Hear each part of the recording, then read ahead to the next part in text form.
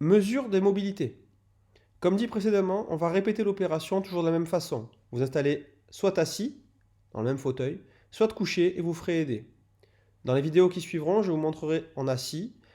Nous allons mesurer la flexion, c'est-à-dire la façon dont plie le genou, et nous allons mesurer l'extension, c'est-à-dire la façon dont se tend le genou.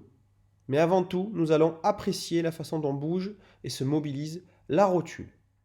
Ceci est un placement sécuritaire de votre siège, appuyé contre un mur. Cela évitera une éventuelle bascule et sécurisera l'exercice que vous allez réaliser. Pour préparer votre bilan de genou et votre travail futur, ainsi voir sa progression, je vous propose de fixer au sol soit une règle, soit comme ici, un rouleau adhésif, d'accord, peut être du scotch ou autre.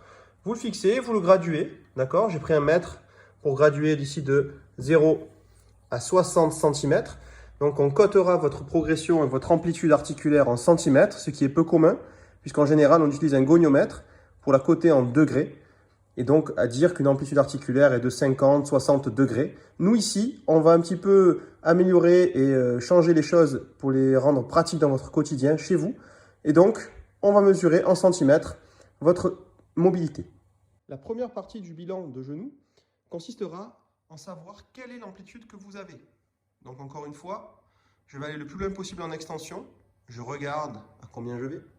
Je suis donc à mon 60 qui est écrit ici. D'accord? Ça ne sera notre norme à nous puisque ça n'a aucune véritable valeur. Mais pour nous, ça veut dire que c'est votre extension maximale à ce jour. Donc à vous de voir si là je suis complètement en extension, je suis à mon 0, forcément je n'ai pas un genou pathologique. Mais si mon extension était limitée, donc que j'arrive au maximum ici, eh bien je lirai une amplitude différente, donc avec 55, 58 peut-être, je ne sais pas. Et notre but sera de la faire progresser pour aller chercher le plus loin possible. Donc aujourd'hui, si je devais coter mon genou, je dirais que je suis à 60 et je vais chercher la flexion. Et pour faire quelque chose d'un peu cohérent, je vais m'arrêter à 15. Donc voilà, mon amplitude du jour serait 15, 60. Voilà, j'ai bilanté mon genou, je sais où j'en suis aujourd'hui, à ce moment-là. Je le note, ça sera mon repère à moi pendant ma rééducation à domicile. Et je communiquerai ça à mon kiné pour qu'on le transforme un petit peu en données chiffrées interprétables par le kiné, par le médecin, par l'orthopédiste, mais surtout pour voir ma progression. Et j'espère qu'elle sera bonne.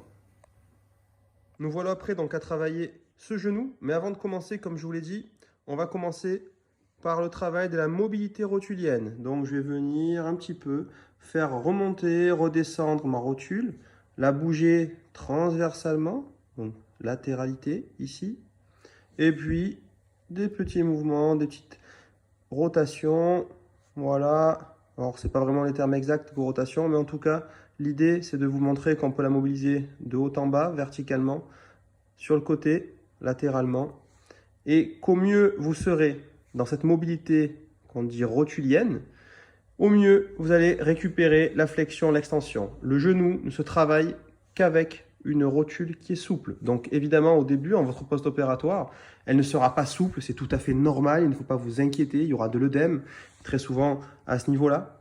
D'accord? On peut avoir aussi des empattements, on appelle ça comme ça, un empattement, un gonflement sous la rotule, c'est tout à fait normal, latéralement, selon le type de prélèvement que vous avez eu, selon le type d'opération que vous avez subi.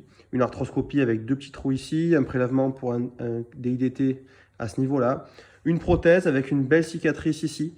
Ne vous inquiétez pas, petit à petit, le genou va dégonfler et retrouver aussi tout seul de sa mobilité par le fait que ça va dégonfler. D'où aussi l'importance de bien se reposer entre les exercices et de glacer son genou.